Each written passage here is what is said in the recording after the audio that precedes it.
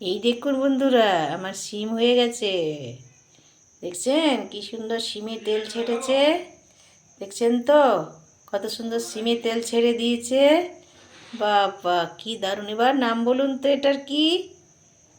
Chicken tandoori নয়, mutton mutton কষা নয়, এটা শিম। এটা শিম আলু দিয়ে চচ্চড়ি বানাচ্ছি। দেখলেন তো পোস্ত বাদাম দিয়ে কি সুন্দর করলাম। এটার নাম হচ্ছে কি? শিম ফুলুরি। মনে থাকবে তো? এইভাবে শিম রান্না করে খাবেন।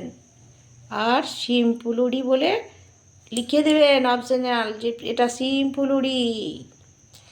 সেটাই আমি আজকে বানালাম, এবং শিমের অনেক রকম পদ আমার জানা আছে, ধীরে ধীরে করব। শিমে কিন্তু প্রচুর ফাইবার, প্রচুর ফাইবার, থাইরয়েডের পক্ষে তো ভীষণ উপকারী।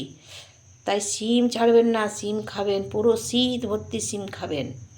মানুষের ফাইবারের প্রচুর প্রয়োজন।